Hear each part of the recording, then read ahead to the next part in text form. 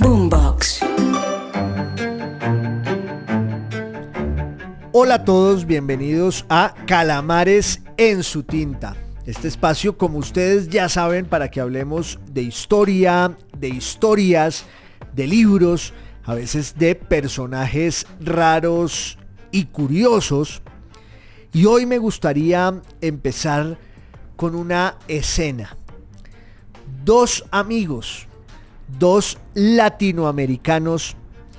en una de las colinas de Roma. Ustedes saben que la ciudad eterna está rodeada no solo de 7 colinas, sino de muchas más en el centro de Italia, mientras el río Tíber pues va buscando el camino, la desembocadura del mar Tirreno. Estamos a principios del siglo XIX y no se sabe bien porque los testimonios son un poco confusos y dispersos. Hay dos personajes que están o en el Monte Aventino, que es una de las colinas más importantes de la historia romana, porque cuando se supone que se funda la ciudad en el siglo VIII antes de Cristo, los dos gemelos en el mito fratricida de la fundación de Roma, que son Rómulo y Remo, se acantonan en dos colinas que están allí en ese mundo que muy pronto irá siendo esa ciudad que fue la más importante de la historia, el Palatino y el Aventino. Entonces esta escena, esta evocación en la que quiero que nos adentremos, pudo haber ocurrido en el Monte Aventino, que fue el refugio y el reducto de Remo, que luego sería asesinado por su hermano Rómulo en el mito fundacional de Roma. Pero dejemos esa historia un poco entre paréntesis. En el Monte Aventino pudo haber ocurrido esta escena que les digo. A principios del siglo XIX, dos personajes, uno más joven que el otro, americanos que están ahí en Roma, y va a ocurrir algo que quedó para la historia como si fuera más bien un relato literario. Pudo no haber sido en el Aventino, sino también en el Monte Sacro, otra de esas colinas romanas que tiene una gran importancia, porque en ambos casos, tanto en el Aventino como en el Monte Sacro, hubo una especie de rebelión de la plebe romana en el siglo V antes de Cristo para exigirle al patriciado mayores derechos políticos, mayor participación en el Estado e incluso la concepción de un código, un sistema de leyes escritas que impidieran que los magistrados pues actuaran de manera caprichosa y arbitraria, porque la ley no era conocida por todos. De suerte que son dos colinas con un valor simbólico en la historia romana muy grande, el Aventino o el Monte Sacro. En uno de esos dos lugares, a principios del siglo XIX, muy probablemente en 1805, se encuentran dos viejos amigos, un maestro y un discípulo.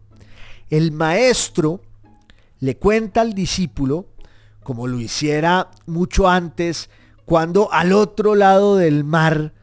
salían de las aulas y se dedicaban a cabalgar y a conocer el mundo de primera mano, replicando un poco ese viejo ritual allí en Roma, en una de estas dos colinas. Insisto, pudo haber sido el Aventino, pudo haber sido el Monte Sacro. Están este par de personajes y el maestro le dice al discípulo, le cuenta más bien, esa historia de cómo en dos momentos distintos del siglo V antes de Cristo, la plebe se refugió allí para enfrentarse al patriciado, para hacer una verdadera revolución política. Ya la monarquía romana había sido desalojada y había surgido, dice la historia, aunque todo esto hace parte del mito y es una cronología medio inventada, dice la historia que en el año 509 fue expulsado de Roma, en el año 509 antes de Cristo, fue expulsado el último rey de Roma, que se llamaba Tarquino el Soberbio, que además era de origen etrusco, y entonces hubo un levantamiento de la clase dirigente romana contra ese monarca, porque además habían ocurrido una gran cantidad de episodios infames siempre en la historia de Roma, de la Roma antigua. Está la sombra, está el fantasma del estupro, el ultraje, la violación, y algo de ello había ocurrido en esa historia del mito de Lucrecia, que ha sido recreado en la literatura, que ha sido recreado en la pintura, de suerte que en el año 509 fue expulsado de Roma el último de sus reyes, Tarquino el Soberbio, y surge lo que llamamos la República Romana. Quiero insistir en que se trata siempre de una historia atravesada y teñida por el mito, la ficción, y reconstruida de manera muy posterior, inventada o reinventada. Pero si nos acogemos a la historia oficial, por lo menos a esa cronología, podemos decir que a partir del año 509 antes de Cristo, Roma se vuelve una república, es decir, un sistema de gobierno en el que ya no hay reyes, en el que ya no hay monarcas, y ahora el poder lo detenta una institución que es el Senado, que siempre había estado allí, que funcionaba como una especie de órgano consultivo para los grandes monarcas de Roma, que aunaban el poder político, el poder religioso, que en la antigüedad de Roma la religión tenía un valor incontrastable, tanto en la dimensión pública y civil como en la dimensión privada y doméstica. Los romanos eran supersticiosos y tenían una devoción irrestricta por sus dioses, no solo los dioses de la calle y del pueblo, sino también los dioses que poblaban el hogar, que es una tradición que a mí me encanta. Pensar en nuestros ancestros como unos espíritus, como unos genios cuya luz, cuyo numen nos acompaña en todos los momentos. Por eso las casas de Roma tenían unos espacios especiales para que allí se les rindiera culto religioso a los dioses del hogar. De suerte que en la Roma antigua el rey era a la vez monarca, sacerdote, conductor de los ejércitos, y eso cambia después del año 509, pongan comillas, pongan ojos avisores, porque es un mito, y empieza la república. Pero en la república el poder lo tenían los patricios, lo tenían los aristócratas, que eran quienes conformaban el Senado, porque de todas maneras había esa clase dominante que siempre había actuado de consuno con el monarca, hasta cuando el monarca quiso desbordar su condición, y entonces los aristócratas se levantan contra la monarquía, pero siguen siendo ellos los detentadores de los privilegios y de todos los atributos de la vida civil y política y religiosa en Roma. Y entonces en el siglo V antes de Cristo, en el año 495 y luego 45 años después, la plebe, que eran unos ciudadanos de segunda en la estructura social de la República Romana, se levanta contra los patricios, se levanta contra el Senado y exigen varias cosas. Una de ellas, la consolidación de un funcionario que era el tribuno de la plebe, porque ya el patriciado romano tenía una especie de cargo que reemplazaba en el poder ejecutivo al rey, al monarca. Ese cargo era el del cónsul, pero para que no hubiera una tentación dictatorial y tiránica, que era la desgracia, que era el mal de la monarquía de la cual se habían querido curar y librar los aristócratas al desalojar al último rey de Roma. En otras palabras, la República Romana fue un intento por acabar para siempre con el poder absoluto de un solo hombre. Y entonces la República era un complejo entramado, una estructura muy inteligente y muy refinada y delicada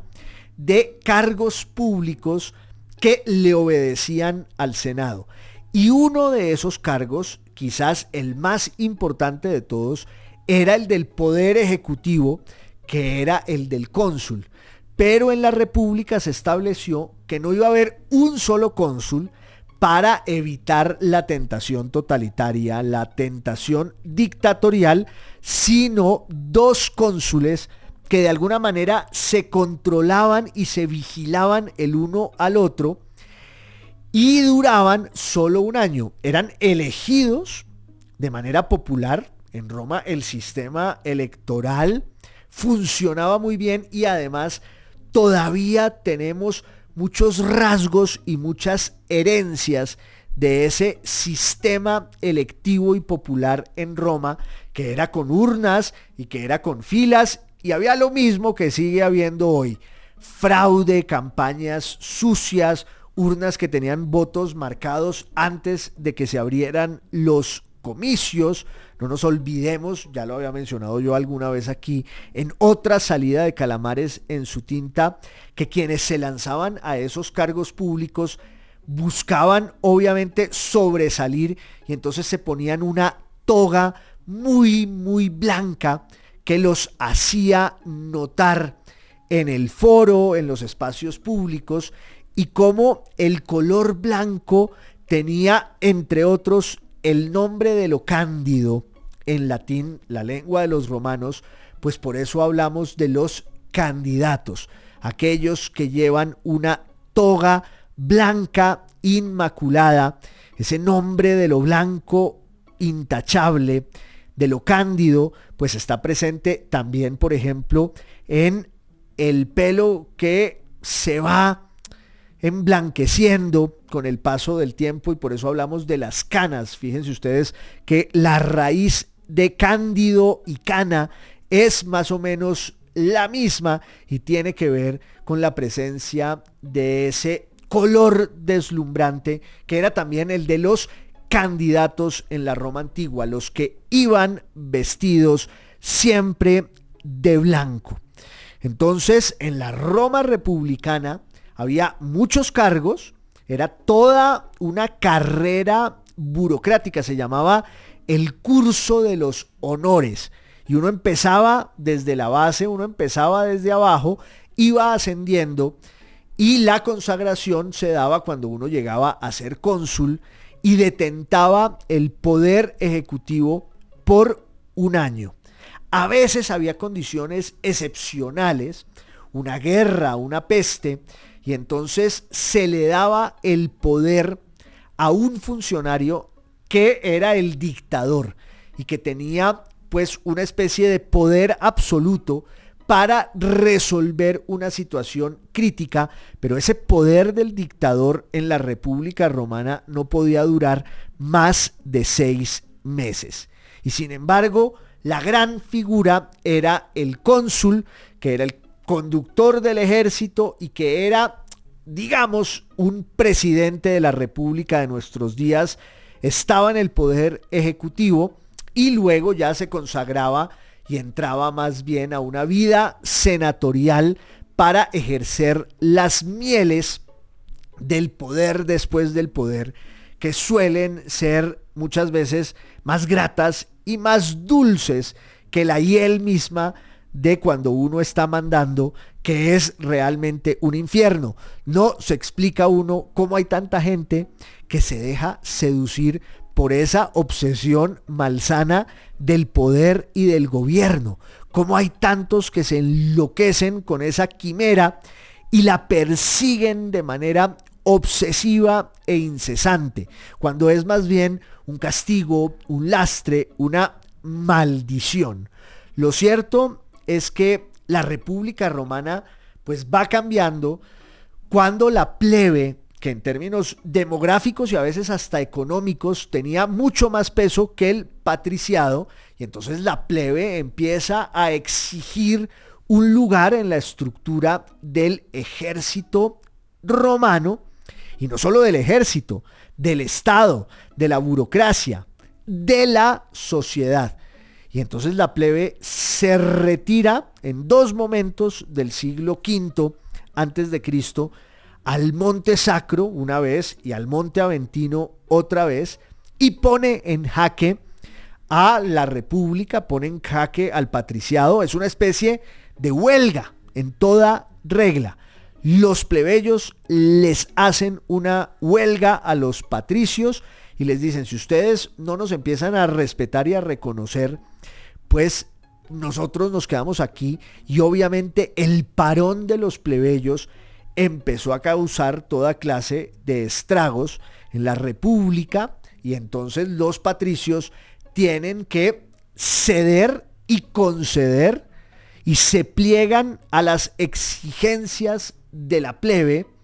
entre otras, consolidar, repito, ese cargo del tribuno de la plebe, que era una especie de cónsul, detentador del poder ejecutivo, pero ante los plebeyos que lo elegían. Y luego hay una serie de atributos y funciones que tienen que ver con las leyes, que tienen que ver con la posibilidad de que los plebeyos se casaran, por ejemplo, con los patricios. Y otro elemento muy importante que ya lo mencioné, y es la necesidad de que hubiera un código legal que fuera conocido por todos. Ya no esa ley sacrosanta que administraban de manera pues muy recelosa los patricios, sino la ley escrita, positiva, que entre otras, dice el mito, dice la leyenda, hubo una comisión de romanos que viajaron a Atenas en el momento obvio del gran esplendor político de Atenas, que ya empezaba también a declinar, pero los romanos querían copiar lo que habían hecho los griegos, y una forma de hacerlo pues fue mandar a esta comisión que llegó a Atenas, copió muchas instituciones de la vida helénica y las consagró en una serie de estatutos en Roma que se van a llamar las 10 tablas, porque eran 10 tablas en las que quedaron inscritas estas leyes. Los romanos tenían varios soportes para la escritura, por supuesto la madera, unas tablillas de cera que se llamaban tabletas. Fíjense ustedes la pervivencia de esos nombres tan evocadores que todavía rondan por ahí, y hablamos de la tableta, que es idéntica a la de los romanos, solo que la nuestra es digital. Pero los romanos tenían muchas formas de escribir. Una de ellas también, obviamente, era el bronce. Y cuando se escribía en bronce o en mármol, la idea era la de la eternidad, la perduración para siempre de eso que quedaba allí consagrado en esos materiales que estaban asociados con la nobleza y con el poder. Entonces se hicieron primero las 10 tablas y luego se añadieron otras 2 y entonces quedaron o las 12 tablas o las 12 leyes que los plebeyos acogieron como un triunfo político que luego se va a proyectar por el resto de la historia republicana de Roma, aunque luego vendrán una serie de guerras internacionales, llamémoslas así, o más bien unas guerras que van a ocurrir primero en el centro de Italia, se van a ir extendiendo por toda la península y luego Roma se va a volver un poder militar que se enfrenta a los griegos, que se enfrenta a los fenicios en una ciudad que está allí en el África del Norte que se llama Cartago, y eso pues va a hacer de Roma la ciudad más grande y más poderosa de la tierra. Ese fue el relato que en 1805 un latinoamericano, un venezolano, le cuenta a su discípulo, que además es un compatriota suyo, otro venezolano. El maestro se llamaba Simón Carreño Rodríguez, aunque en ese momento ya no llevaba ese nombre, sino un apodo, un epíteto, un sobrenombre más bien, que él mismo se había dado inspirado en un cuento, una especie de pequeña novela que desde hacía mucho hacía las delicias de los lectores ilustrados tanto en Europa como en América. Robinson, el personaje que habla y perora en uno de estos montes, en una de estas colinas italianas en 1805, es Robinson, antes Simón Rodríguez, un profesor venezolano, enciclopedista, ilustrado, revolucionario, que había tenido que huir de su país por estar vinculado con un movimiento revolucionario y sedicioso a finales del siglo XVIII y había abandonado al mejor de sus discípulos, que era este señorito criollo mantuano que pertenecía a lo más elevado, a lo más granado de la alta sociedad caraqueña, Simón Bolívar, que desde muy temprano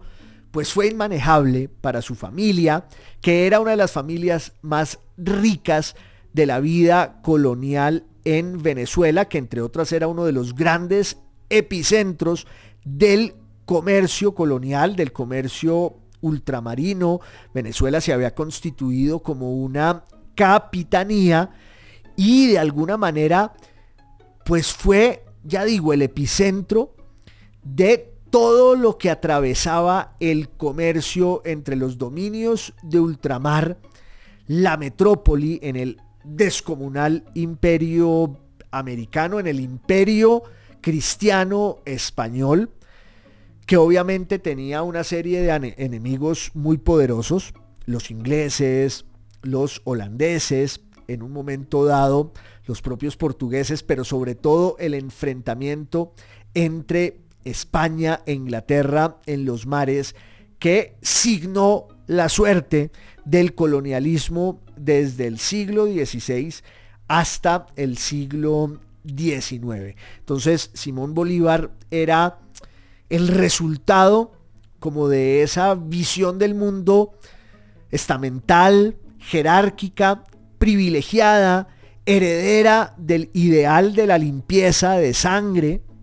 en el orden colonial, y él pues fue muy inquieto desde temprano, quedó huérfano muy pequeño al recaudo de un tío con unos hermanos más grandes, 2 hermanas y un hermano, que pues no sabían muy bien qué hacer con él, que obviamente iba a ser uno de los grandes herederos de la vida colonial venezolana. Tuvo muchos profesores, muchos instructores privados a la usanza de aquel tiempo, que lo instruían en las lenguas de la cultura, que eran el latín, el griego, obviamente uno ve en Simón Bolívar una serie de lecturas que reflejan la condición privilegiada de su formación desde niño, con una serie de haciendas en las que su familia pues detentaba el poder y era la dueña no solo de la tierra, sino de los esclavos. Y Bolívar fue el resultado de eso,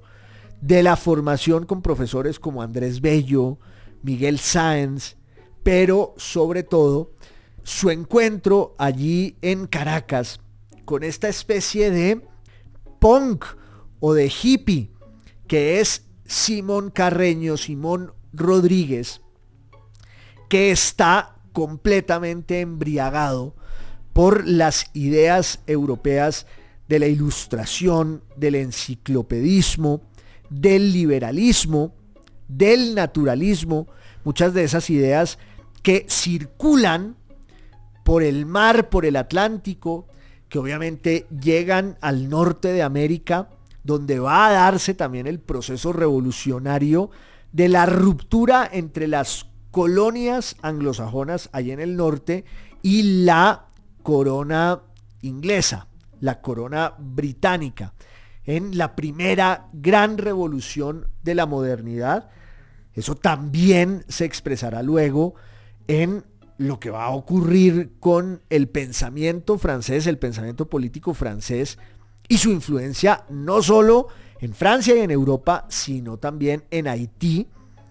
Y pues esa especie de gran agitación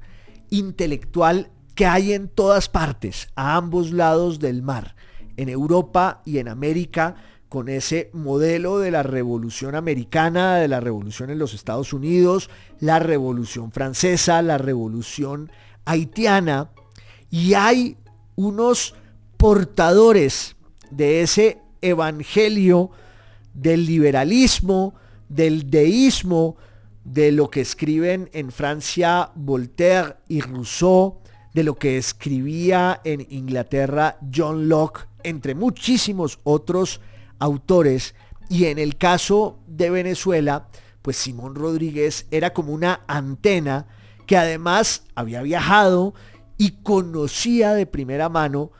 todos esos libros que él lleva a Caracas para un nuevo proyecto pedagógico que está inspirado, entre otras cosas, en un libro de Juan Jacobo Rousseau que se llama El Emilio y que tiene esa noción de la experiencia y lo vivencial por encima de todo conocimiento teórico. Rousseau en sí mismo era un manojo de grandes contradicciones, pero en su literatura logra expresar pues como un ideal del racionalismo en lo político, en lo cultural, en lo económico y también en lo pedagógico, en lo educativo. Y uno de los grandes representantes de las teorías pedagógicas de Rousseau en América era este personaje que terminó siendo el maestro de Simón Bolívar, el maestro inolvidable, porque lo sacaba a cabalgar, porque lo llevaba al contacto con la botánica, con la naturaleza de manera directa. Y obvio, pues los aires de la revolución están llegando a las colonias españolas en América, a los dominios y los reinos y las provincias americanas de la monarquía católica española, que está viviendo una crisis muy profunda porque pues ya hay como una decadencia inercial de décadas, por no decir que de siglos. Hay un intento como de revitalizar esa monarquía con la llegada de una nueva dinastía que viene de Francia, que son los Borbones. Algún día hablaremos aquí en Calamares en su tinta de cómo llegó el primer Borbón a España, Felipe V, Felipe de Anjou, que era el nieto de Luis XIV, y luego sus descendientes pues tratan de revitalizar el viejo cascarón del imperio español en América, pero hay una serie de circunstancias políticas, económicas y militares en Europa a finales del siglo XVIII que van marcando también la marginación y el declive del enorme poderío de ese imperio español, su enfrentamiento con Inglaterra, en un momento dado su enfrentamiento con Francia, cuando Francia pues se va por el camino revolucionario que implica la decapitación de los reyes de Francia, que son parientes de los reyes de España, y entonces en un momento dado España entra en guerra con Francia, pero ahí en la monarquía, en la corte española, que está regida por un personaje que se llama Carlos IV y su esposa que se llama María Luisa. Cuando ustedes quieran dimensionar la decadencia de esa corte y de esos personajes, pueden ver el cuadro de Francisco de Goya que se llama La corte de Carlos IV y que retrata el alma carcomida y putrefacta de esa monarquía que estaba en manos de unos incompetentes, que estaba entregada a toda suerte de delirios y ocios que dieron al traste con el poder más grande de la tierra, pero también había allí una especie de sistema de repartición del poder en el que el poder real no lo tenía el rey, sino su valido, que era como su gran ministro, el todero de la monarquía, el que hacía el trabajo sucio, que era el que manejaba los hilos tras bambalinas. Y en el caso de la monarquía de Carlos IV es un personaje que se llama Manuel de Godoy y Farías, inteligentísimo, competentísimo, un gran talento administrativo, hasta militar, y que era el que decidía la suerte no solo de España y la monarquía, sino también de todos sus dominios de ultramar. La otra fuente para tratar de entender el esquema de esa corte es el segundo episodio nacional de Benito Pérez Galdós, que se llama La corte de Carlos IV. Y claro, los libros magníficos de historia que se han escrito sobre ese periodo. Pero es un periodo en el que la semilla de la revolución pues va a germinar en la propia España, donde hay una corriente ilustrada, afrancesada, que lleva aires de modernidad, que llegan de París, que llegan de Londres, pero obvio también toda esa influencia proyectada sobre América, sobre el Nuevo Mundo, donde además hay una obsesión científica con las grandes expediciones, los grandes viajeros y también pues todo el trabajo de una juventud que ha entrado primero al mundo del herbario, la ciencia, y una ruptura espiritual muy interesante porque profesan el discurso ilustrado científico, pero al mismo tiempo pues en ese discurso están todos los prejuicios del criollismo, de esa condición oligárquica y privilegiada de los blancos detentadores del poder simbólico del imperio en América, estos españoles americanos que son los que tienen el acceso además a la educación universitaria, y como digo, uno ausculta en su alma y sigue siendo pues muy barroca, siguen siendo muy católicos, siguen cargando consigo todos los prejuicios del imaginario del criollismo, pero al mismo tiempo están obsesionados con las ciencias naturales, con lo que se llamaba la filosofía natural, que eran la física, la astronomía, un poco la química, y de allí del herbario van saltando a las ideas prohibidas de la revolución, y eso pasa en el Nuevo Reino de Granada, y pasa en Quito, y pasa en la Capitanía de Venezuela, y en un momento dado a esa gente le llega la noticia de que a España ha entrado Napoleón Bonaparte, que iba camino de Portugal para desalojar de allí a los ingleses con los que Napoleón estaba enfrentado, y al regreso Napoleón decide que le va mejor quedarse con toda España, porque aunque los reyes de España son sus socios y en realidad son unos sometidos y abyectos que se le han arrodillado y que le han dado todo lo que él pidiera, pues él decide poner en el trono de España a su hermano, y hay allí un gran vacío de poder que suscita primero la indignación y la furia de buena parte del pueblo español,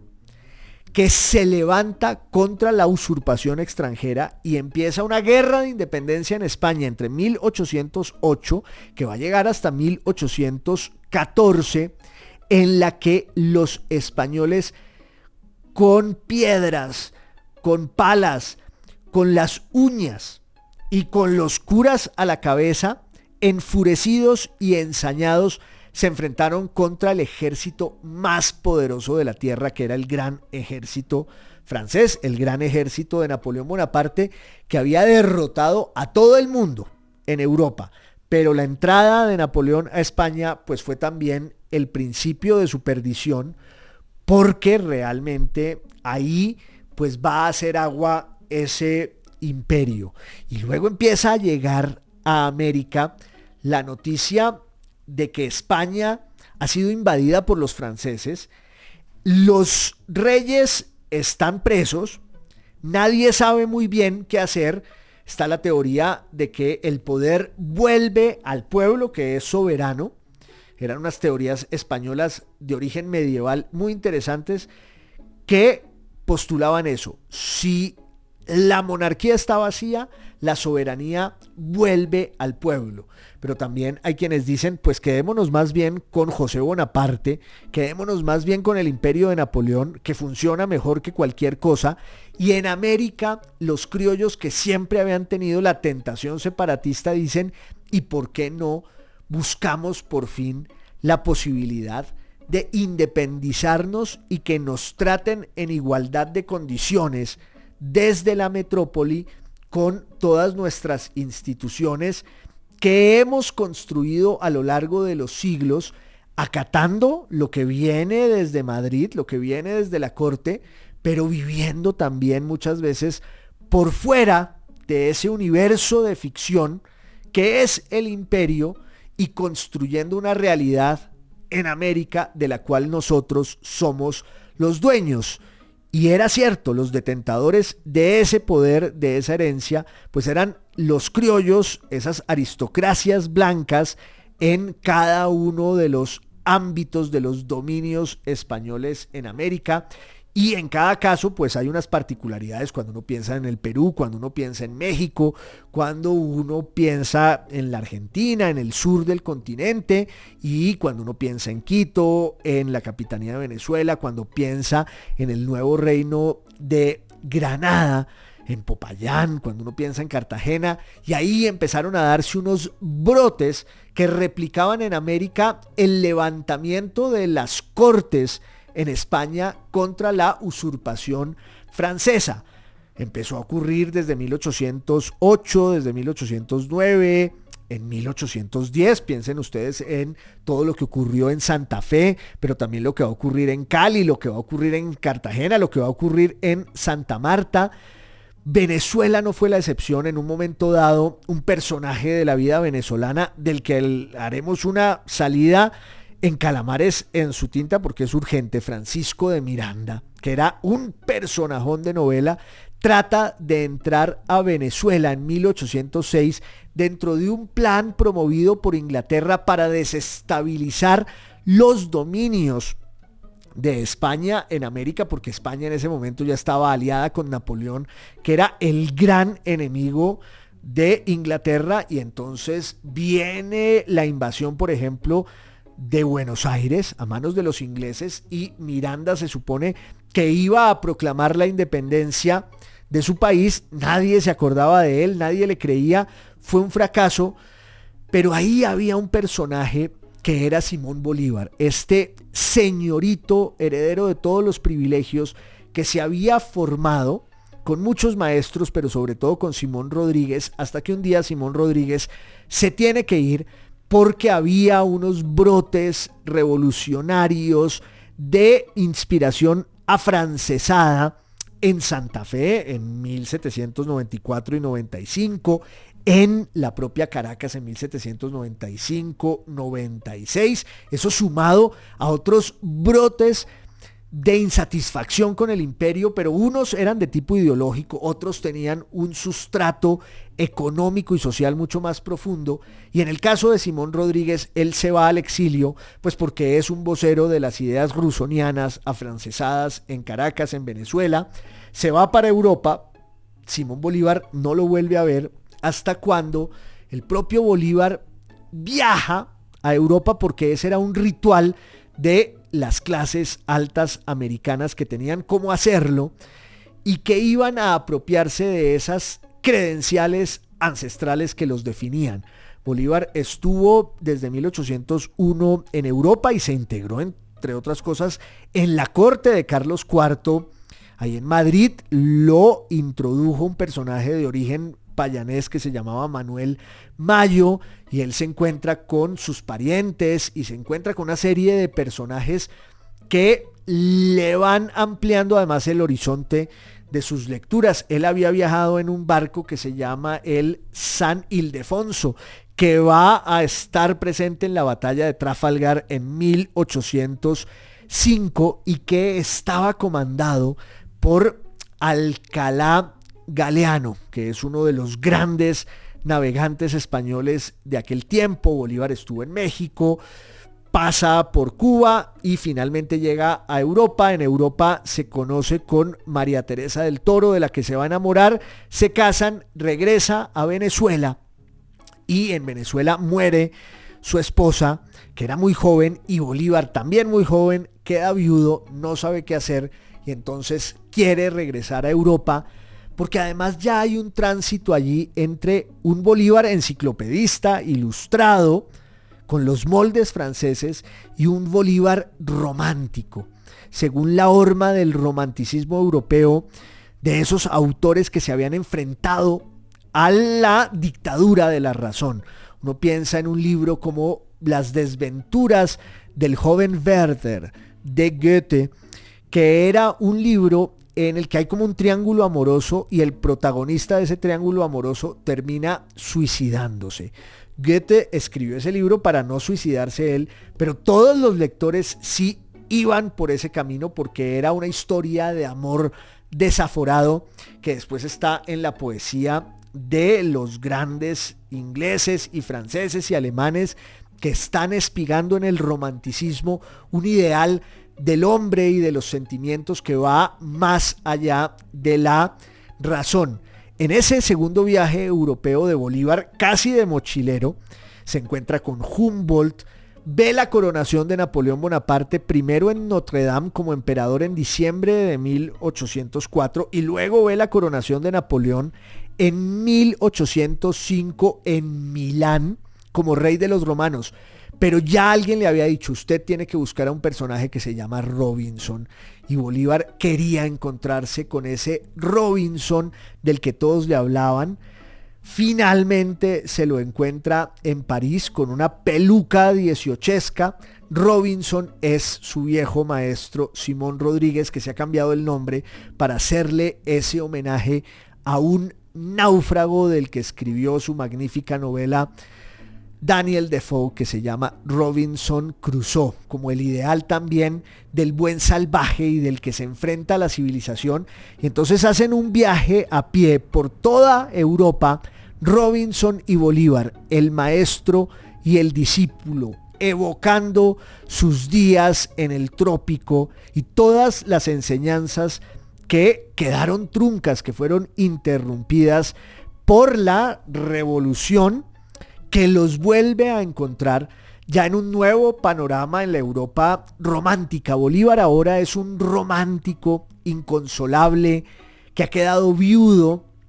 y que parece un personaje, repito, como de esas novelas de Chateaubriand o como esos libros de Goethe en los que él ya va a empezar a purgar esa especie de obsesión teórica que le había inculcado su maestro Simón Rodríguez, toda la teoría en torno a los pensadores franceses e ingleses. Finalmente, en el viaje italiano en el que vieron coronarse a Napoleón Bonaparte en Milán, que fue una coronación, dicen algunos, más deslumbrante que la propia coronación parisina en Notre Dame, en la que Napoleón llevó al Papa de Roma, a Pío VII, lo secuestró para que él lo coronara y finalmente el propio Napoleón le quita la corona de las manos al Papa, se la pone y se vuelve el emperador de los franceses y luego, en 1805, será el rey de los romanos. Después de la experiencia en Milán y con el impacto que a Simón Rodríguez y a Simón Bolívar les produjo la desmesura, la ibris del poder de Napoleón, llegan a Roma, la ciudad eterna, que también es una exaltación desmesurada de todas las formas del poder. El poder sagrado, el poder del cielo, pero el poder terrenal. Y entonces un día, en un paseo, ya fuera en el Monte Aventino o en el Monte Sacro, están este par de personajes y Simón Rodríguez empieza a contarle a su discípulo la historia de cómo la plebe llegó allí para libertarse de los patricios y para hacer una revolución que abrió el camino de la República Romana. Esto parece también un mito y de alguna manera lo es porque la historia está teñida y está tejida con los hilos de la literatura. Pero el relato que conocimos después es el de Bolívar, conmovido y enajenado, que oye a su maestro hablar de la plebe romana levantada en armas contra el patriciado, y él empieza a rondar y empieza como a divagar y a volar. Yo me lo imagino con un pedacito de pasto en la boca, que es uno de los rasgos americanos por excelencia, que uno se tira en un potrero y se echa un pedacito de pasto y empieza a morderlo hasta que Bolívar pronuncia un discurso en el que promete que no va a descansar hasta romper las cadenas que someten a su pueblo en el contexto obvio de la opresión imperial de los españoles contra los americanos en todas sus variantes y en todos sus colores. Para muchos ese es el momento iniciático de un Bolívar romántico que abandona su condición de viajero y señorito por Europa y va a regresar a su tierra, y en efecto se ocurre que él se integra al proceso de la revolución cuando después de 1808 las noticias de la invasión napoleónica de España pues lo van a cambiar todo, porque hay un vacío de poder y ese es el verdadero punto de partida de las independencias de la América española. Un proceso que va a acabar con las guerras de independencia, que ya tendrán a un Bolívar muy distinto, maduro. No, ojalá que no. Un Bolívar muy distinto y nada que ver con Maduro, que va a comandar ese ejército libertador que llegará hasta Ayacucho en 1824, hace 2 siglos. Algo más sobre esta historia y estos personajes aquí en Calamares en su tinta, que es radio, es podcast y es video podcast. Un abrazo a todos.